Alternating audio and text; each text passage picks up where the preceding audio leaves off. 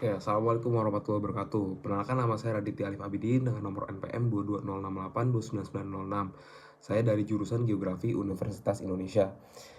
Nah, pada kesempatan kali ini saya ingin membahas game yang namanya Energy Manager. Sebenarnya apa sih tujuan utama dari game ini?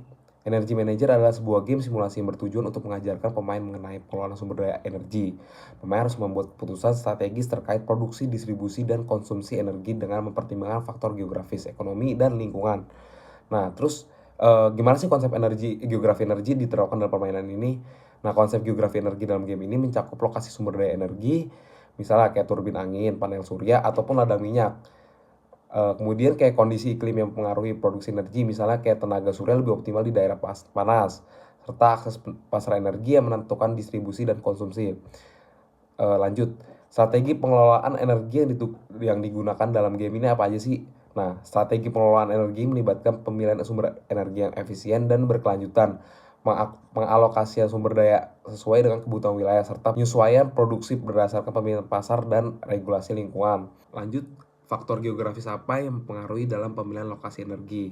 Nah, beberapa faktor geografis yang mempengaruhi pemilihan lokasi energi meliputi seperti kayak ketersediaan sumber daya, misalnya kayak angin kencang untuk turbin angin, terus matahari untuk panel surya, kayak kondisi iklim yang mendukung atau menghambat produksi energi, infrastruktur dan akses pasar untuk mendistribusikan energi secara efektif.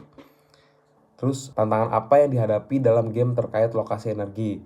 Tantangan dalam game ini termasuk ketidakseimbangan antara sumber daya dan permintaan, perubahan kondisi lingkungan yang mempengaruhi produksi energi, serta konflik kepentingan dalam distribusi dan konsumsi energi. Nah, terus perbandingan apa sih di dunia nyata? Nah, apakah distribusi energi dalam game mencerminkan realitas global? Nah, distribusi energi dalam game ini cukup mencerminkan realitas global, di mana negara-negara dengan sumber daya energi besar cenderung menjadi produsen utama, sedangkan negara dengan ketergantungan energi tinggi harus tetap mengimpor. Namun game ini mungkin menyederhanakan beberapa aspek kompleks seperti geopolitik, energi, dan subsidi pemerintah. Nah, bagaimana perbedaan pengelolaan energi dalam game dengan kondisi sebenarnya? Nah, perbedaan utama yang kita bisa lihat nih, yang pertama kayak regulasi dan kebijakan energi yang lebih kompleks di dunia nyata. Selain itu, faktor sosial politik seperti konflik geopolitik, dampak perubahan iklim yang lebih luas, dan teknologi energi baru juga berperan dalam pengelolaan energi di dunia nyata. Terus apa aja sih yang bisa dipelajari dari game ini tentang geografi energi? Nah, game ini mengajarkan bagaimana lokasi geografis, iklim, dan infrastruktur mempengaruhi pengelolaan energi. Pemain juga belajar tentang pentingnya strategi dalam memilih sumber daya energi yang berkelanjutan.